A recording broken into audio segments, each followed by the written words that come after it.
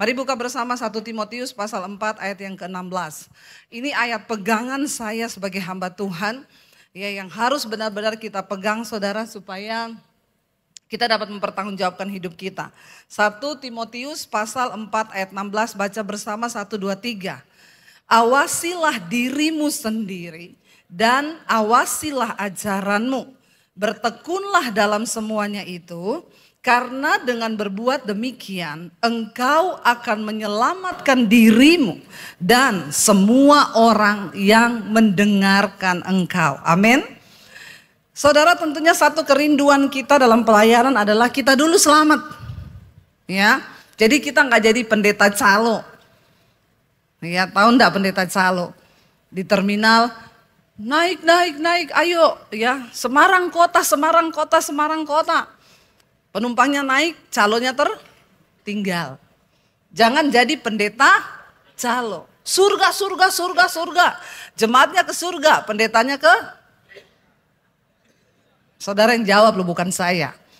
Ya, ayat ini berkata saudara, bagaimana kita bisa menyelamatkan diri kita dan semua orang yang mendengar kita juga selamat. Saya yakin ini kerinduan semua pendeta, semua hamba Tuhan. Amin apa amin? Yang mendengar kita itu selamat, tapi kita juga selamat. Ternyata ada dua di sana firman Tuhan berkata. Yang pertama, awasi dirimu. Bilang, awasi diriku. Ya, artinya apa? Pelayanan. Ya, keselamatan itu harus diawali dari diri kita dulu. Kita tidak mungkin bisa menyelamatkan orang lain kalau kita sendiri belum selamat. Ya, nggak mungkin kita melayani jemaat yang sakit jiwa kalau pendetanya masih sakit. Haleluya toh. Bilang aja saudara, sakit jiwa itu bukan gila lari-lari di jalan, bukan. Itu sudah korslet. Ya, di dalam jiwa manusia itu ada pikiran, perasaan dan kehendak. Saudara jadi pendeta yang marah-marah, kau itu sakit? Pastikan kiri kananmu tidak ada yang sakit jiwa. Banyak orang bertopeng pelayanan, banyak. Di luar hebat. Padahal di dalam rumah suami istri kalau berantem, 3 hari tidak bicara. Ada di sini yang begitu? Tidak usah angkat tangan. Saya suruh Pak Victor buka kolam baptisan, kita rendam lagi saudara. 20 menit. Biar buka mata langsung di rumah Bapak. Lebih baik jiwamu selamat walaupun tubuhmu binasa. Banyak saudara. Sekarang ini banyak pendeta sakit jiwa. Apa dikit tersinggung, apa dikit marah, apa dikit ngambek. Ya, baperan. Baper, koper, bagasi. Ya, baper tuh bawa perasaan. Korban itu korban, koper tuh korban perasaan. Akhirnya bagasi, bahagia enggak, sedih iya.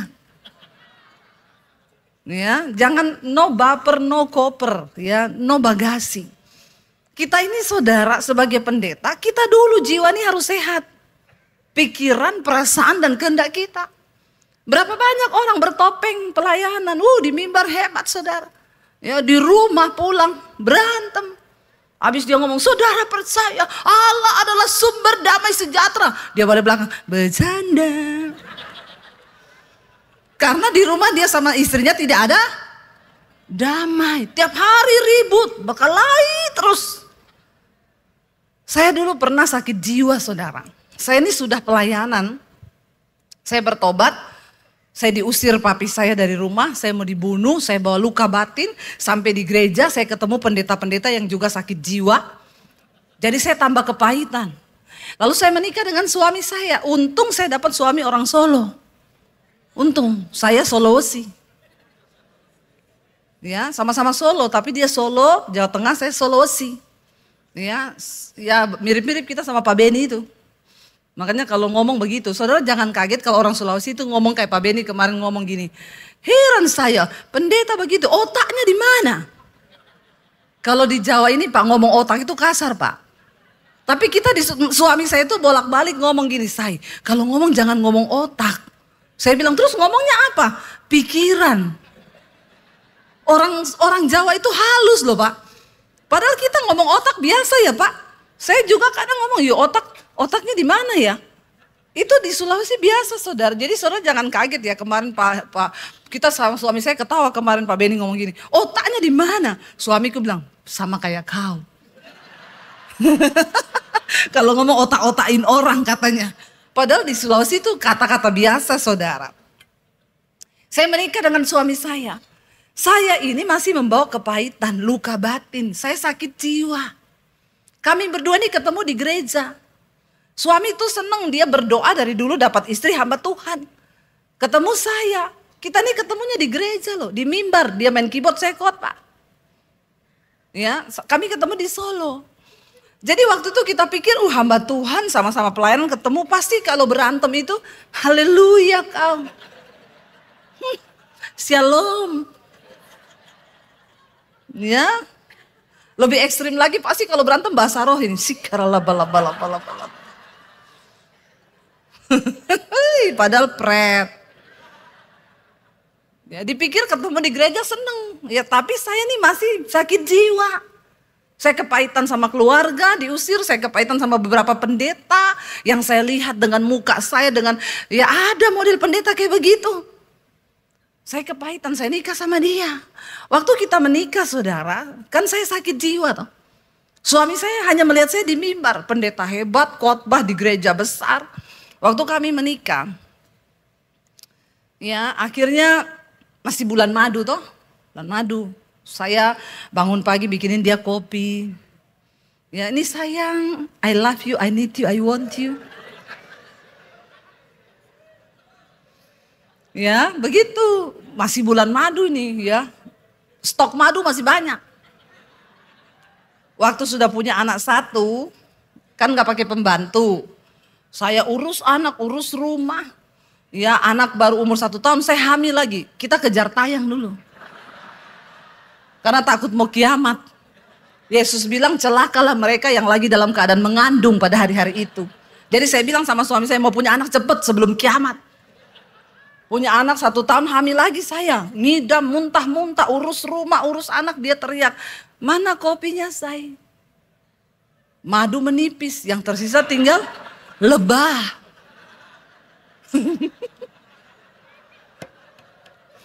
Ya, lebahnya lebah Sulawesi, lebah hutan. Lebah hutan ini. Wah, kalau entup sakit bisa mati. Karena sangat beracun. Berbisa, apalagi sakit jiwa. Ya, madu habis tinggal lebah. Dia teriak, kopi mana? Saya teriak, kau kan punya tangan 2 kaki 2 toh? Nggak bisa lihat istri lagi santai apa? Kamu pikir saya nggak capek? Kok kamu jadi suami punya karunianya bos? Bikin sendiri sana di dapur. Suami saya kaget, astaga naga. Ini pendeta loh. Pendeta yang selama ini ngomong, shalom saudara. Bercanda.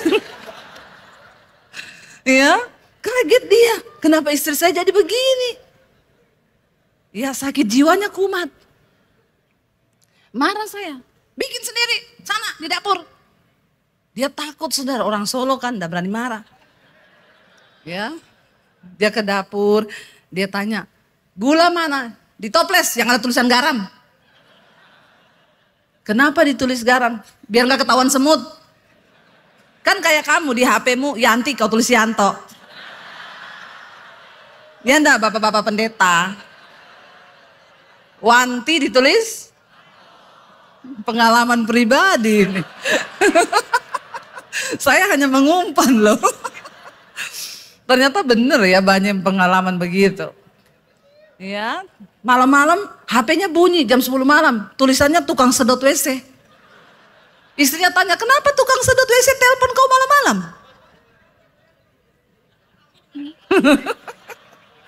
Tapi di sini enggak ada yang kayak gitu. Orang di sini semua pendeta kok. Hati-hati kau ya, persiapkan diri menyambut kedatangan Tuhan. Nah itu di HP-mu itu sumber setan itu. Kalau nggak bertobat. Akhirnya suami saya kaget. Akhirnya tiap hari kami ribut saudara, saya sakit jiwa. Anak nakal sedikit saya pukul itu anak saudara.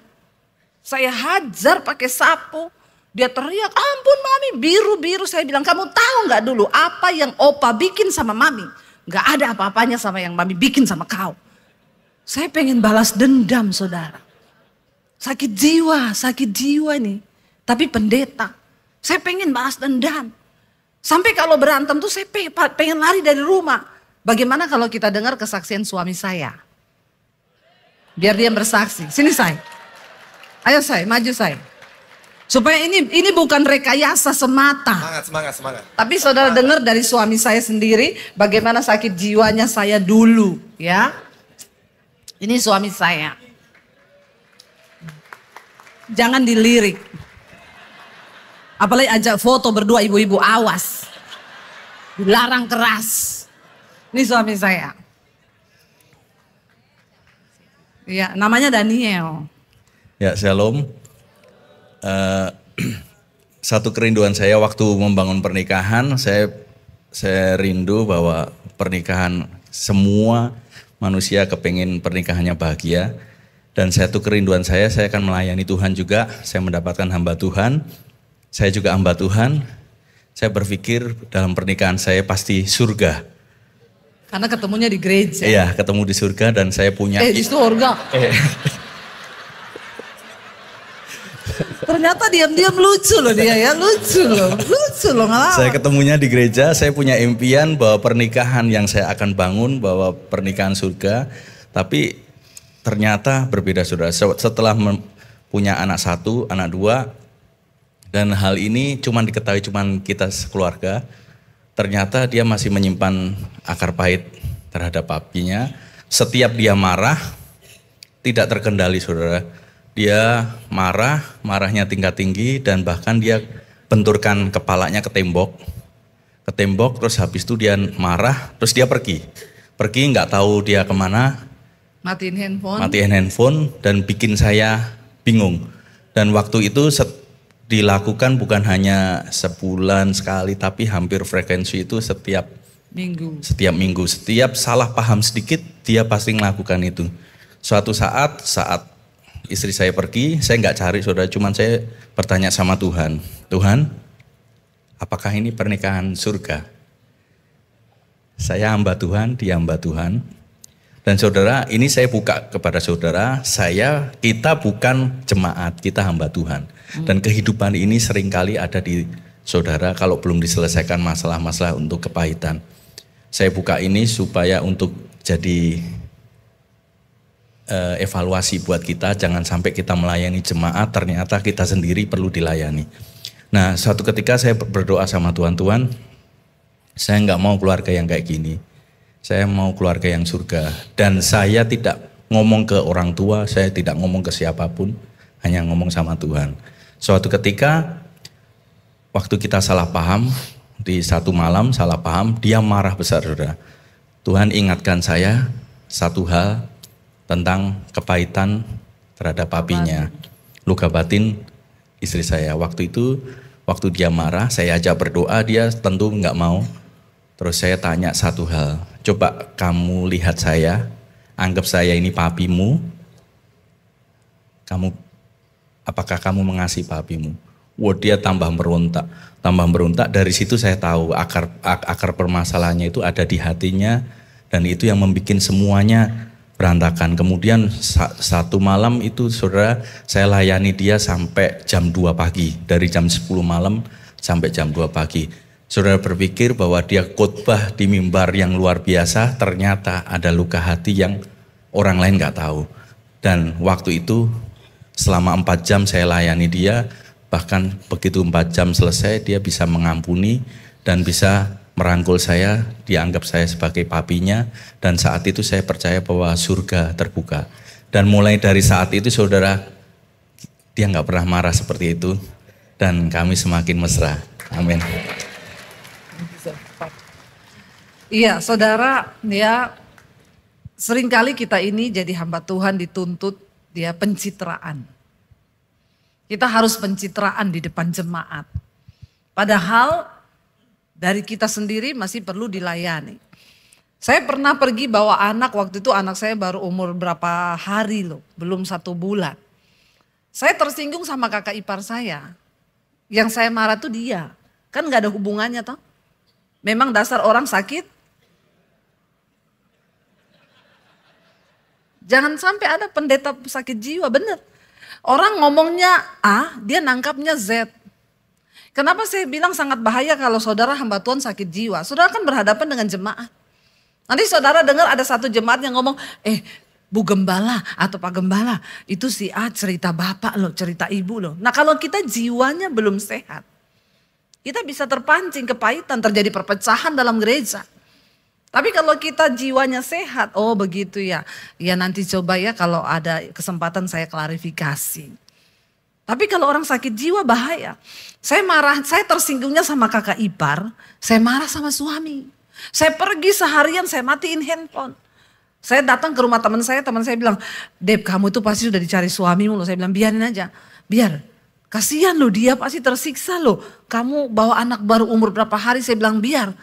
Saya senang kalau dia tersiksa. Orang sakit jiwa tuh begitu. Dia suka kalau orang lain tersiksa. Pengen balas dendam. Bayangkan kalau di gereja kita pendeta, kita hamba Tuhan, tapi kita sakit jiwa. Ngeri saudara. Akhirnya saya bagaimana, tapi saya tahu abis saya pukul anak saya tuh siang, mereka nangis semua minta-minta ampun. Nanti mereka tidur malam, saya lihatin anak-anak saya tuh tidur, saya nangis. Saya bilang saya ini jahat loh. Kenapa tadi saya pukulin mereka begitu rupa? Saya sesali, saya nangis. Tapi besok saya ulangi lagi. Saya bisa bayang, untung loh saya dapat orang Solo. Tuhan itu baik loh. Kalau saya kawin sama orang Batak atau orang Makassar, udah lama cerai pasti kita. Memang betul itu. Untung dapat orang Solo, ya, yang memang nggak pemarah. Suami saya itu kalau marah, aku boleh marah enggak? Luar biasa toh, ya luar biasa saudara ya. Pamit dia kalau mau marah permisi, saya boleh marah. Jadi saya bersyukur, ya. Sampai akhirnya dia doain saya pelepasan. Waktu dia tuh selalu ngomong gini, kayaknya ada yang gak beres loh di hatimu. Kamu tuh kayaknya masih punya luka batin. Karena kalau kita berantem, saya tersinggung, lalu saya marah, seibah diri saya. Saya bilang memang gak ada orang sayang sama saya. Gak ada yang perhatikan saya, termasuk kamu. Saya pukul diri saya tampar muka saya jambak rambut saya benturkan kepala saya ke tembok. Saudara bayangkan betapa tersiksanya suami saya. Dan itu saya saudara, seorang Debbie Basir, yang itu saya sudah kuat Pak. Nanti kalau suami saya bilang, kamu tuh ada sesuatu loh di hatimu. Saya bilang, gak usah kamu ngajarin aku ini doa pelepasan orang. Jangan tertawa kau, siapa tahu kau juga sakit jiwa. Ya, saya buka ini di depan saudara. Supaya kita ini menyadari bagaimana kita bisa menyelamatkan jemaat. Melayani orang yang kepahitan. Kalau kita sendiri itu belum beres. Kita dengan diri kita belum beres. Makanya ayat ini berkata, awasi dirimu. Saya banyak melihat keluarga-keluarga yang anaknya hancur. Rumah tangganya gak bener. Tapi dia hebat. Itu yang tadi Pak Hengki bilang, Benihin. Anaknya cerai, pakai obat. Itu terjadi. Karena papa mamanya sibuk pelayanan. Saudara, yang pertama kali pelayanan itu dimulai dari diri kita, pasangan kita, suami istri, lalu anak-anak kita. Jangan beri celah kepada iblis. Terutama suami istri. Bohong kau pelayanan, tapi kau sama istrimu gak bicara. Kau sama suamimu gak ngomong. Kau pikir Tuhan senang? Kau bawa sesuatu yang palsu. Ibadah yang palsu. Yesaya 58 berkata, Tuhan bilang, ya inikah yang kau sebut ibadah yang berkenan kepada Allah? Engkau berpuasa. Engkau mencari aku, engkau ingin mengerti hukum-hukumku. Tapi kau berpuasa sambil berkelahi. Karaktermu tidak berubah. Dan engkau membawa ibadah yang palsu kepada Tuhan. Bagaimana jemaat yang kita layani bisa bertobat.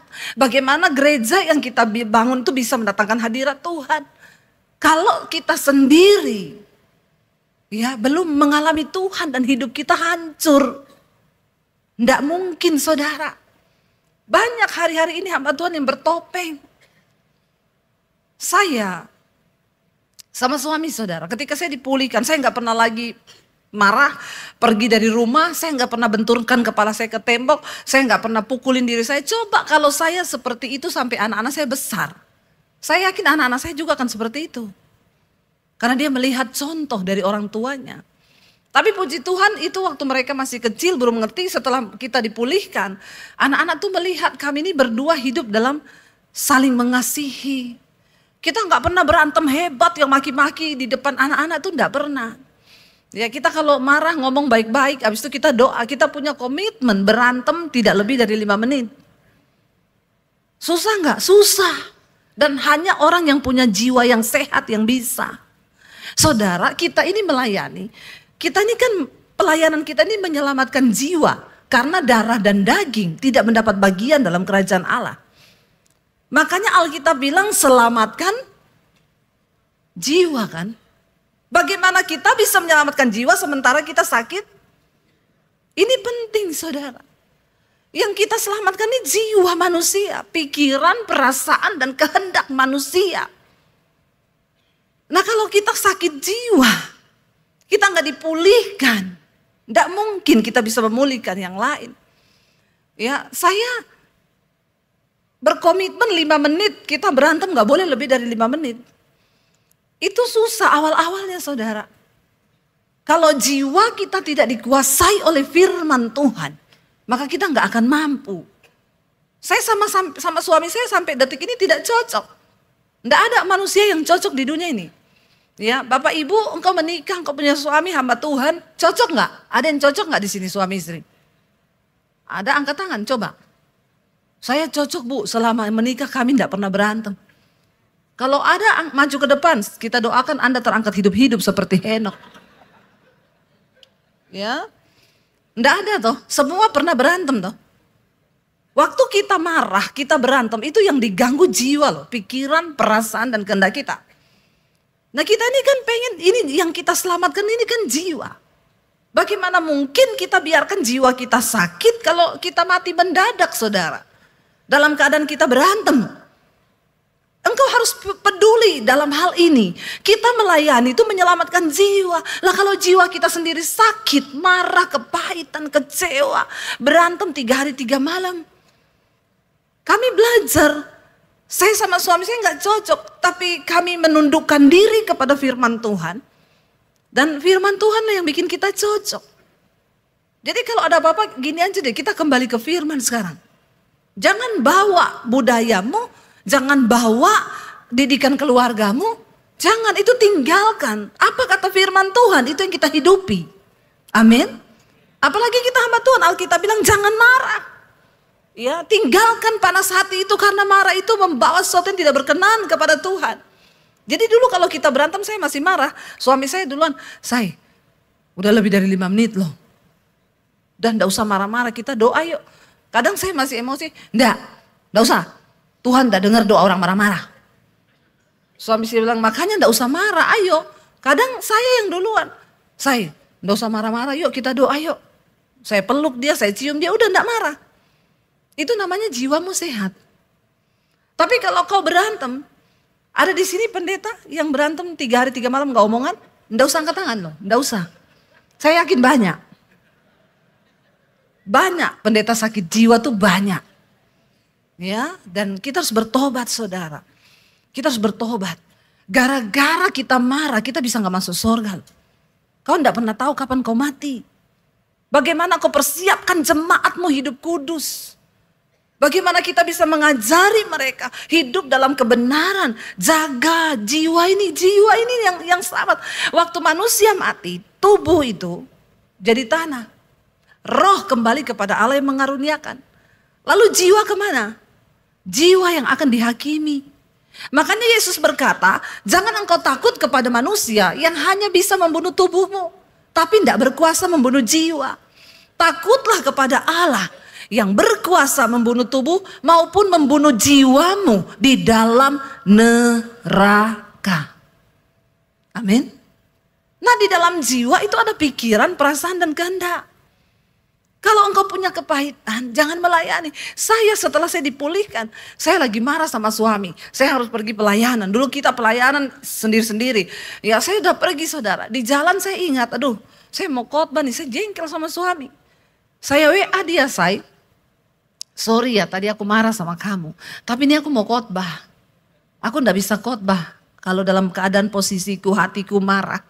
Aku enggak berkenan sama Tuhan. Tolong ampuni, doain ya biar Tuhan mengurapi aku. Dia balas, iya nggak apa-apa, aku juga udah maafin, sama-sama ya kita melayani Tuhan. Beres. Bahkan Yesus berkata, kalau engkau ingin mempersembahkan korban, entah itu korban pujian, nyanyian atau uang, bagaimana engkau bisa mengajarkan kepada jemaatmu, saudara, sebelum engkau bawa kolektor, sebelum engkau bawa perpuluhan, Tuhan bilang ingat dulu apa yang ada di hatimu tentang saudaramu.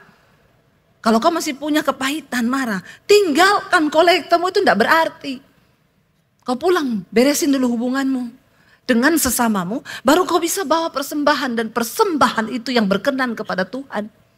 Banyak uang yang masuk di gereja itu uang yang tidak berkenan loh. Hati-hati loh saudara. Kita berdoa, ajarkan jemaat yang benar. Awasi dirimu, awasi ajaranmu.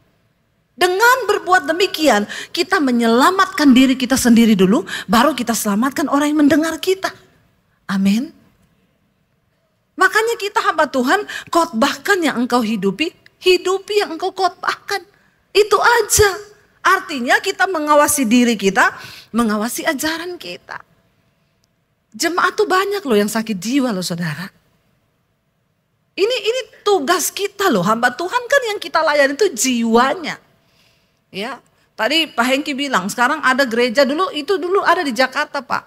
Ya, ada timbangan. Orang mau naik mimbar tuh ditimbang saudara. Kalau melebihi batas dia diskors dulu. Harus kurus dulu. Karena seragam singersnya ada ukuran pinggang. Ya. Ada yang tanya sama saya gini, Bu Debi itu singersnya Mesbah Doa, Mesbah Syukur di DBTV kok gendut-gendut banget ya. Saya bilang Tuhan itu suka dengan lemak. Dia cium bau lemak, dia senang, dia hadir. Tapi ini jangan dipakai buat kita mau gendut ya saudara. Saya sama suami sekarang ini lagi berusaha menurunkan berat badan. Ini tidak ada urusannya dengan perkenanan Tuhan, tidak ada. Tidak ada ayatnya juga. Kenapa saudara kita mau turunin badan? Bukan untuk umur panjang, bukan ya. Saudara olahraga, saudara minum vitamin, saudara turunin badan, diet itu tidak ada urusannya dengan umur panjang. Karena umur itu di tangan Tuhan. Jangan kau lupa. Sehingga kita sombong. Orang kalau udah nge-gym dia pikir saya sehat. Pasti umurku panjang. Ada atlet gym yang mati ketiban alat berat. Masih muda sehat. Matinya ketiban alat. Jangan sombong. Kenapa saya sama suami berusaha menurunkan berat badan? Karena hidup ini sudah berat. Ya. Pergumulanmu juga berat. Kalau badanmu berat semakin bilang kanan kirimu, jangan berat-berat. Nanti tambah berat. Ya.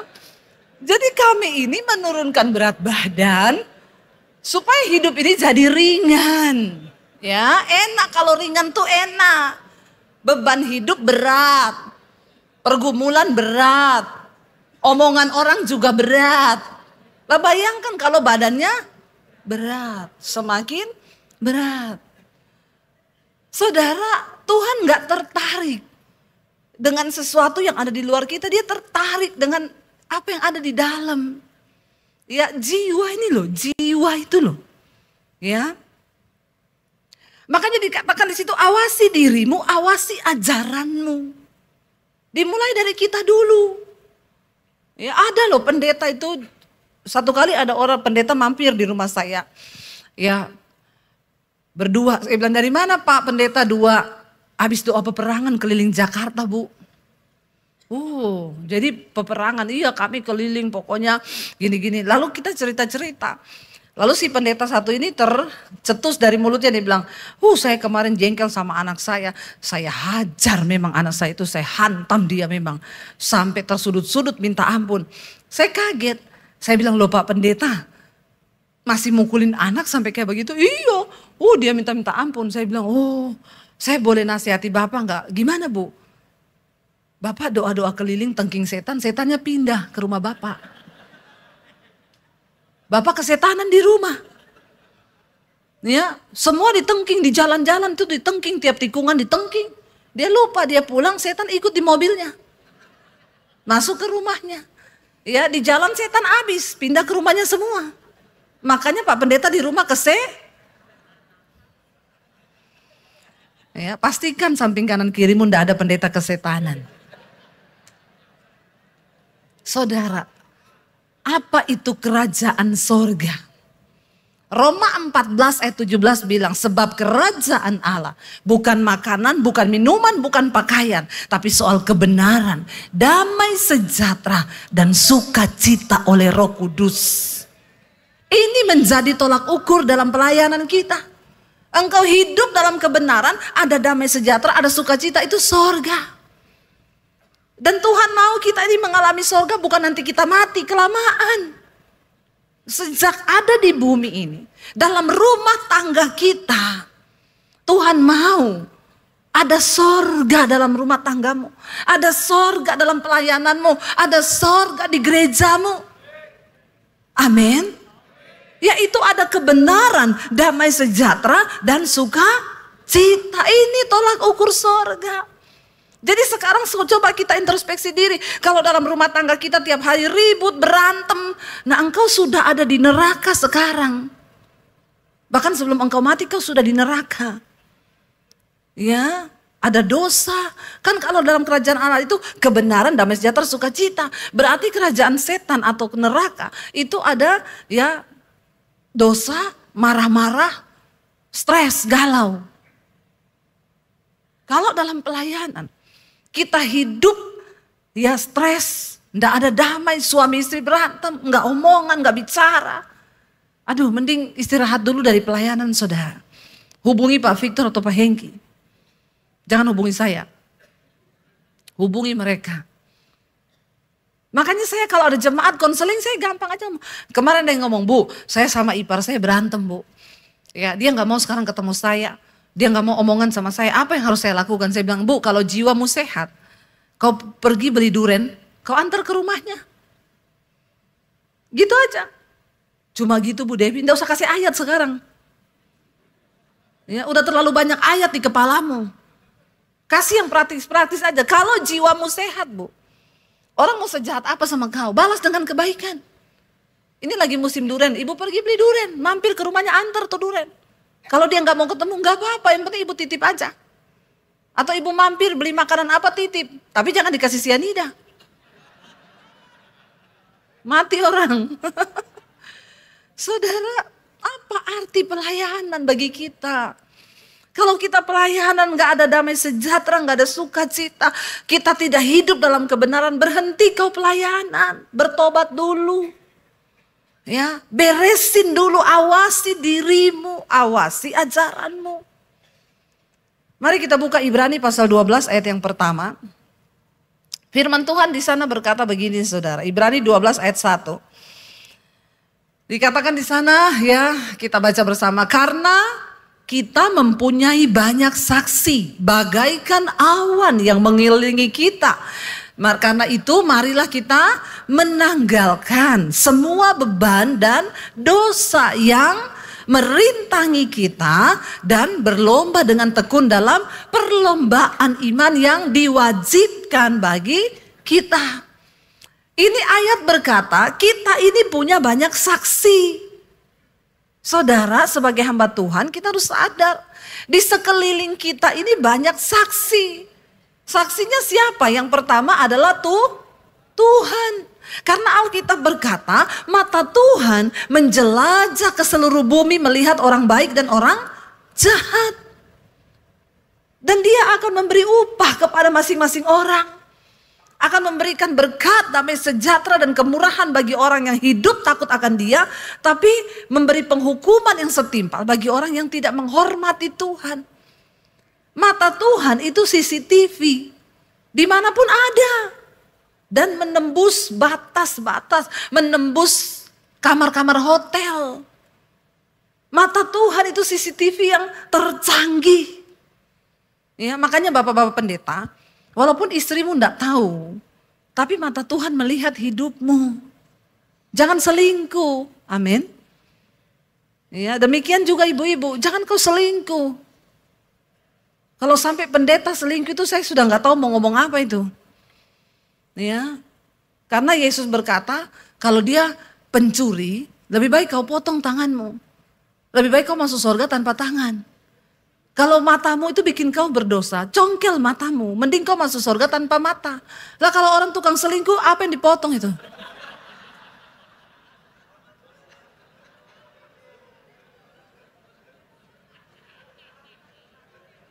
Lebih baik dipotong, lebih baik kau masuk surga. Tanpa sekerat daging itu yang bikin kau berdosa.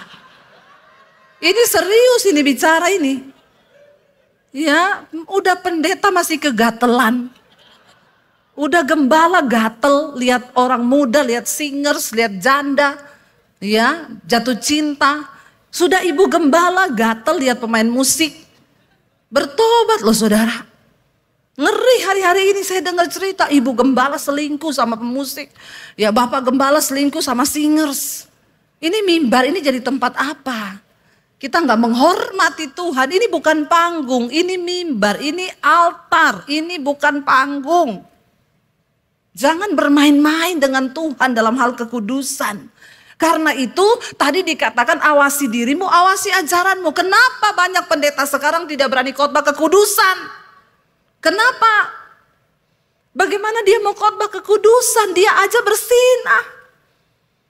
Ya. Satu kali istri pendeta konseling sama saya. Karena nomor HP saya ini dibagikan di YouTube. Yang masuk itu 22.000, 25.000 ini. Tapi nggak tahu selalu Tuhan tuh tunjuk yang harus saya buka. Satu kali ada ibu pendeta konseling, Bu Debbie saya mau konseling Bu. Saya ibu gembala di satu gereja. Tapi suami saya selingkuh Bu sama singers di gereja kami. Waktu itu ibu sudah bicara sama bapak, sudah Bu. Makanya saya perhatikan suami saya ini tidak pernah berani khotbah tentang kekudusan. Saya selalu ngomong, Pak, khotbah lo tentang kekudusan lo, persiapkan jemaat menjelang kedatangan Tuhan. Dia bilang tidak usah. Waktu ketahuan selingkuh saya ngomong, oh ternyata kamu selingkuh. Suaminya jawab apa? Iya, kenapa? Kamu mau jemaat tahu saya selingkuh? Kalau jemaat tahu, mau makan apa kau? Ada pendeta kayak gini ya, kalau saya Tuhan, saya sihir jadi kodok ini pendeta ini. Untung saya bukan Tuhan saudara. Ya untung loh saya bukan. Kalau saya Tuhan bener langsung jadi kodok kau. Jadi kodok ke pelindes truk. Kurang ajar ya, tidak menghormati Tuhan loh. Omongnya kurang ajar. Kalau jemaat tahu, mau makan apa kau? Berarti persembahan perpuluhan buah sulung itu cuma untuk Pak Pendeta yang selingkuh. Kurang ajar enggak begitu? Ya. Saudara, di mana rasa hormat kita kepada Tuhan? Sebagai hamba Tuhan, kita nih duluan harus hidup kudus. Makanya sekarang sudah jarang pendeta itu memberitakan tentang kekudusan. Ya, saya pernah baca satu kesaksian satu orang pendeta di Amerika. Dia dipanggil jadi gembala di satu gereja. Jemaat pengerjanya bilang, Pak, kami terima Anda jadi gembala di sini. Tapi satu syaratnya, jangan pernah khotbah tentang neraka. Jangan pernah khotbah tentang kekudusan. Dia bilang, oke. Karena waktu itu dia juga tidak bertobat.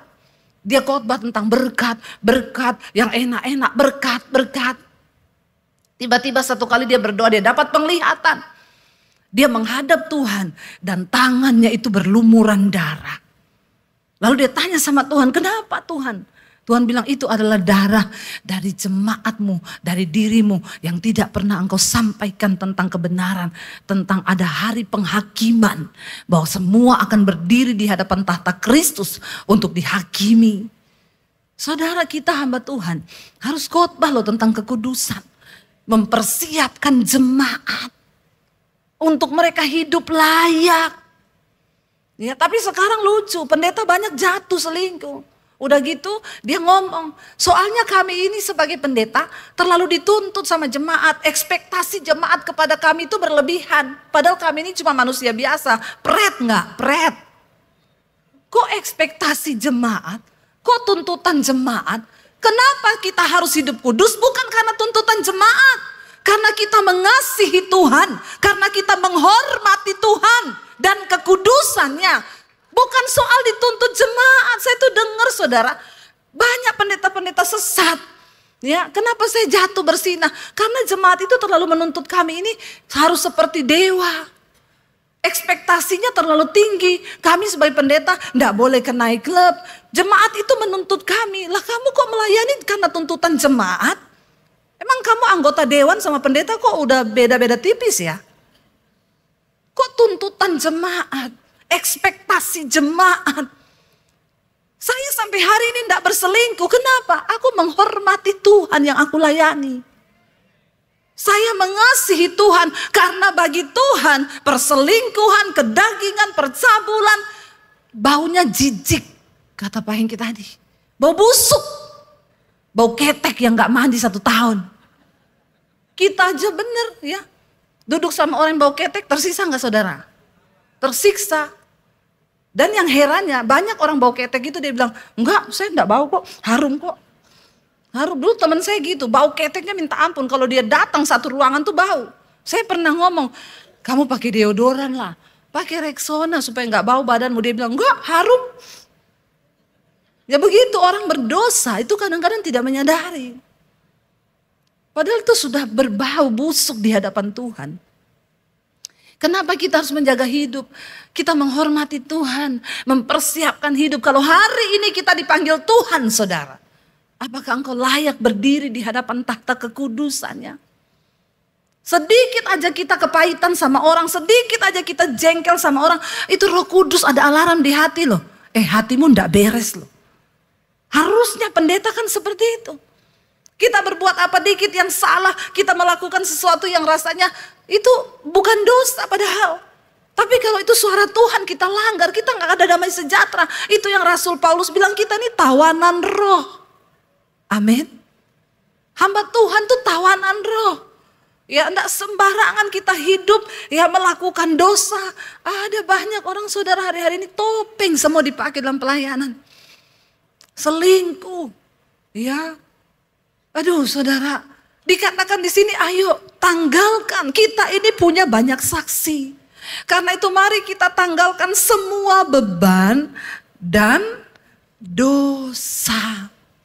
Karena itu merintangi kita. Makanya kita mungkin bertanya, Tuhan kenapa pelayananku gak bisa maju? Kenapa gini-gini terus hidupku? Kenapa stuck? Rasanya gak ada terobosan apa-apa. Coba cek. Tuhan bilang bukan telingaku kurang tajam untuk mendengarkan suaramu. Bukan tanganku kurang panjang untuk menolongmu.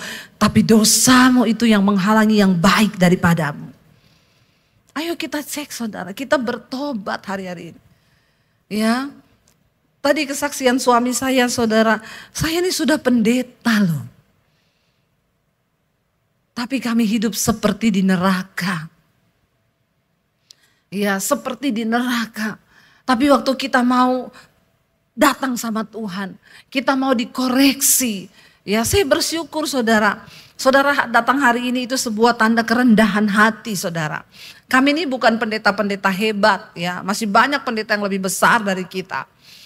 Tapi saudara mau datang, ya itu artinya saudara juga mau belajar. Saya sendiri, saya sama suami itu paling senang kalau seminar gini. Kenapa? Kita bilang kita juga di-charge di sini. Mendengarkan khotbah-khotbah dari teman-teman kita juga di-charge.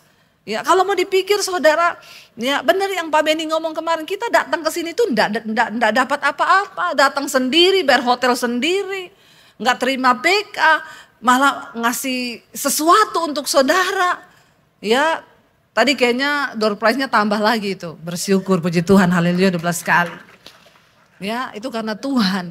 Jadi saudara, ya tapi bagi saya ini saya bersemangat dengan pelayanan ini. Kenapa? Karena di sini kita korban berbau harum di hadapan Tuhan.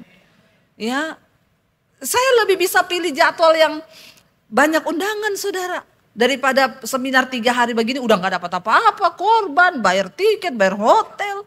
Ya masih kasih door prize buat saudara. Tapi kenapa kami lakukan ini saudara?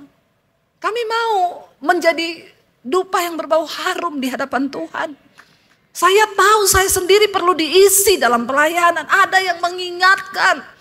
Khotbah Pak Victor, Pak Hengki, ya Pak Beni itu saling mengingatkan kami. Ya, tadi waktu Pak Hengki tantang saudara maju, saya juga di situ menangis. Saya bilang, Tuhan, biar Engkau dapati aku ini berkenan, Tuhan. Tolong jaga hidup kami. Ya, supaya pelayanan kami ngeri, saudara. Kita sudah melakukan banyak hal, Tuhan bilang aku enggak kenal. Ngeri. Ya, ngeri, saudara. Makanya kita sungguh-sungguh yuk. Tanggalkan beban dan dosa yang akan merintangi kita untuk berlari mencapai kemenangan dalam setiap perlombaan kita. Kita saling topang. Suami istri nanti pulang dari tempat ini. Engkau komitmen, saling doa, pegang tangan. Kita mau sama-sama melayani ya. Saya yakin kalau itu engkau suami istri dimulai dari engkau berdua. Bersehati sepakat, maka terobosan pasti akan terjadi dalam pelayananmu. Sebab Tuhan berkenan atas setiap korban hati yang kau berikan bagi dia. Ayo saling mengingatkan dulu kita suami istri. Ya. Sama-sama saling membangun, sama-sama saling menguatkan, saling menegur, saling menasehati. Ya, siapa yang bisa menegur kita ya yang lebih baik ya pasti pasangan kita. Saya aja setiap pakai baju mau pelayanan tanya sama suami lu, saya cocok nggak? Dia bilang cocok. Kalau dia bilang nggak cocok saya ganti. Saya nggak mau memaksakan, saya ganti saudara. Ya kemarin pagi saya sudah pakai baju. Saya bilang saya cocok nggak? Dia bilang kok agak wagu ya. Wagu ya. Saya bilang wagu apanya? Wagu. Ya udah saya ganti. Ini, nah itu cocok. Udah saya datang. Ya, kita belajar saudara. Karena orang yang paling tepat yang memberikan kita nasihat yang paling kenal kita itu siapa? Pasangan kita. Yang paling tahu bapak-bapak gembala di sini tentu siapa? Ibu gembala, bukan istri tetangga. Amin. Ya, jangan sampai ada janda di gereja yang lebih kenal Bapak Gembala daripada istrinya. Ya, itu berarti hubungannya bahaya ini. Makanya dilarang keras konseling itu. Ya bapak-bapak, kalau kau tahu engkau enggak kuat, konseling ibu-ibu aja istrimu. Jangan diem-diem. Dulu teman saya pendeta ada gitu. Konseling ibu-ibu. Saya bilang, Pak, kalau Bapak enggak kuat kasih saya aja, dia perempuan Pak. Oh enggak apa-apa Bu, saya kuat kok. Ya iya memang rohmu kuat tapi dagingmu lemah. Roh memang penurut tapi daging lemah. Ya padahal daging ini enggak dapat bagian dalam kerajaan Allah tapi bisa menyeret kita untuk enggak bisa masuk dalam kerajaan Allah. Saya udah nasihati, enggak apa-apa Bu, kuat. Ibu ini datang hari pertama nangis, Pak aku berantem sama suamiku. Tadinya masih duduk depan-depanan, Pak Pendeta bilang, yang sabar Bu. Tuhan bersama ibu.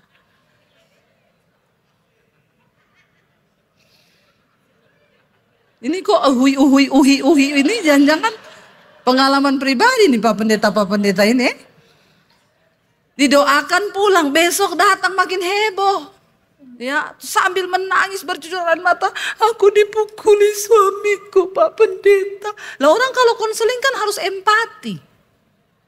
Turut merasakan. Ya, yang tadinya hanya depan-depanan, sekarang Pak Pendeta mulai gini, sabar Bu. Sabar. Ya, nah ini arusnya beda. Ya, tadinya awalnya mau konseling jadi konsleting. Bergetar ini. Besok datang lagi. Nangis lagi, saya udah gak tahan Pak Pendeta. Ya kalau dia sesama saya, ya saya peluk perempuan tuh. Ini enggak, sandar di bahunya, sabar tuh. Konselingnya di ruang tertutup. Ya harus berempati. Ya akhirnya saudara tahu kisahnya. Pak Pendeta cerai sama istrinya. Ibu itu cerai sama suaminya. Dan setan bertepuk tangan. Tapi jangan kau salahkan setan.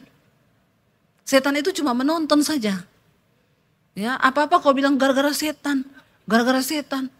Ya, sampai setan bilang sama Tuhan, saya udah gak mau jadi setan Tuhan. Kenapa? Manusia lebih setan dari setan. Yang selingkuh dia, yang enak dia, saya yang disalahin. Kasihan setan loh, kasihan loh. Yang enak Pak Pendeta, yang salah setan lagi. Ya, hati-hati, setan itu cuma lihat dari jauh. Kita harus waspada. Ya, buah apa yang didapat dari begini? Akhirnya selingkuh, bubar gereja saudara. Kenapa? Cerai yang ini yaitu setan akhirnya jatuh dalam pencobaan. Ya, roh memang penurut tapi daging lemah. Itu sudah ada ayatnya, jangan kau cobai. Kalau ada ibu-ibu yang Pak Pendeta, saya mau konseling gini, oh iya Bu bisa datang ke gereja besok nanti ada ibu gembala. Makanya ibu gembala juga harus berperan. Jangan Bapak gembala terus. Ibu gembala itu harus dekati ibu-ibu. Ya, ibu gembala harus berperan di gereja. Jangan hanya Bapak gembala. Ya, Bapak gembala itu berperan, tapi dalam hal konseling, ya wanita-wanita. Ada gembala saudara yang suka memperhatikan tim PPW-nya, terutamanya yang cewek-cewek cantik. Ya. Suami saya pernah jadi koordinator musik. Bapak Gembala pernah ngomong, Daniel nanti yang ini dijadwal agak banyak ya. Memang cantik itu perempuan. Sama suami saya ditanya, kenapa ini agak banyak Pak? Kasihan dia. Dia itu sudah gak punya orang tua, kosnya juga mahal. Saya bilang sama suami saya, kenapa Pak Gembala tahu kos-kosannya? Bapak Gembala sangat pemerhati. Sampai kos-kosannya singers yang cantik dia tahu. Ya, nah itu terus ngomong sama suami saya. Ya besok kita ada pelayanan keluar kota, tolong Pak Daniel siapin singers-singers yang akan dibawa ya. Kita nginap 1 malam di hotel. Tapi singersnya dia kasih nama-nama yang ini. Kan saya istrinya suami saya lihat mana yang dia minta. Ini loh nama-nama, tak lihat, wih langsing-langsing semua yang cantik-cantik dia pilih. Saya bilang sama suami saya, ganti yang gendut-gendut yang hitam-hitam taruh di situ. Bawa ke sana. Ya, ini setan yang dia mau ajak ini. Mau jadi apa pelayanan begitu? Ya, banyak utusan-utusan iblis dikirim ke gereja banyak. Makanya Pak Pendeta harus hati-hati. Sekarang terjadi pendeta selingkuh sama singers, utusan setan itu. Kau kalau mau terima orang tim PPW itu dipanggil dulu. Lihat kisah hidupnya seperti apa. Sekarang banyak di Jakarta, singersnya ini tidak ada kerjaan. Tapi naik mobil mewah saudara. Ya, naik mobil mewah, enggak ada kerjaan, hanya singers. Kalau saya dulu masih pegang tim PPW, saya panggil dia, maaf ya, maaf, kamu kan enggak ada kerjaan ya. Kok kamu bisa punya mobil mewah tuh dari mana? Ternyata diam-diam singersnya udah jadi simpenan. Bayangkan orang kayak begini berdiri di atas mimbar dan gereja diam saja. Mengerikan saudara. Malah Bapak Gembala bilang, yang itu banyakin jadwalnya. Jangan-jangan Bapak Gembala yang beliin dia mobil. Tapi namanya selingkuh ini bukan cuma di kota, di desa pun banyak. Ya memang yang namanya dosa perselingkuhan ini luar biasa. Makanya hati-hati bapak-bapak. Ayo kita kembalikan gereja itu kepada ya sesungguhnya orang yang berdiri di mimbar itu harus hidup kudus. Bukannya kita ini mau menghakimi atau apa ya. Satu orang anak Tuhan datang kepada saya. Dia ketahuan homo. Lalu diskors enggak boleh pelayanan. Dia bilang sama saya gini, Bu, orang di gereja itu semua sok suci. Saya bilang kenapa? Saya ini loh diskors. Padahal di Alkitab Yesus duduk sama pelacur dan orang berdosa. Tapi gereja orang berdosa sekarang dibuang. Saya bilang kau jangan putar balikan firman. Yesus duduk sama pelacur, ya itu pelacur mau bertobat. Kalau kau sudah bertobat jadi anak Tuhan, kau melacurkan diri. Itu beda. Ya. Banyak di Jakarta begitu, mereka pergi ke nightclub. Ketahuan diskors, dia bilang, "Lah, cuma ke nightclub. Yesus aja duduk sama orang-orang berdosa, duduk sama pelacur." Saya bilang, tapi Yesus enggak pergi ke tempat pelacuran. Itu pelacur yang datang, mau bertobat, mau mendengarkan pengajarannya dia. Bukan di Alkitab, maka pergilah Yesus ke tempat pelacuran. Lagian zaman dulu Yesus duduk sama pelacur, yang bertobat pelacurnya. Kalau sekarang pendeta duduk sama pelacur, yang terseret siapa? Jawab sendiri, jawab. Pendeta sok-sok menangkan pelacur. Ya, yang ada, ya akhirnya Pak Pendeta yang terseret. Saudara, ini akhir zaman loh. Tanggalkan beban dan dosa yang akan merintangi kita untuk masuk dalam rencana Tuhan. Kita lanjut ayat yang berikutnya, saudara, dikatakan di sana. Kita selesai jam berapa, Pak? 12 ya? Ya.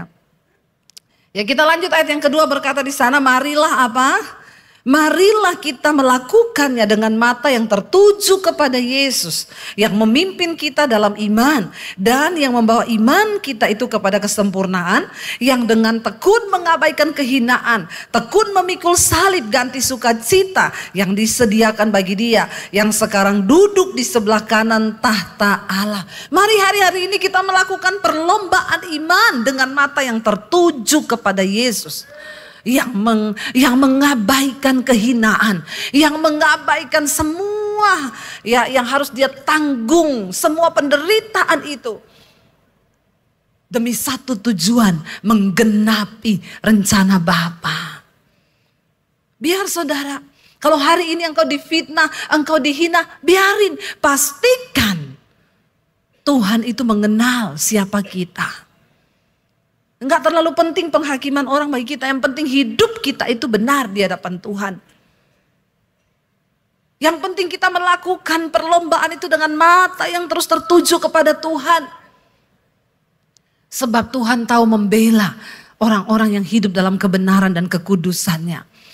Saudara mau difitnah, mau dihakimi, biarin aja. Saya dengan suami ini bolak-balik. Kami di Jakarta pernah pelayanan di satu gereja besar. Ya, lalu karena beberapa hal yang kami tidak setuju dengan gereja itu, kami resign, kami pamit keluar baik-baik. Besok minggunya foto kami ditayangkan di layar monitor seperti ini. Di seluruh cabang di kota Jakarta. Tulisannya, orang dua ini tidak lagi pelayanan di gereja ini. Apapun yang terjadi dan apapun mereka lakukan, gereja tidak bertanggung jawab. Kami tidak melakukan apa-apa loh. Saya nggak nyolong uang gereja loh. Saya tidak selingkuh. Kami resign baik-baik karena tidak setuju dengan banyak hal yang sudah tidak alkitabiah di situ. Foto kami ditayangkan di seluruh cabang. Saya ditelepon satu orang pengacara. Bu, ini foto ibu ditayangkan di sini. Ibu bikin salah apa, Bu? Saya tidak bikin salah apa-apa, Pak. Saya jelasin kenapa. Ibu ngomong iya. Saya tuntut ini pendeta, Bu. Ibu tidak usah bayar saya. Ini bisa masuk penjara, Bu. Saya bilang tidak usah, Pak. Kenapa ibu bodoh? Ibu ngomong iya aja, saya yang urus semua berkasnya, Bu.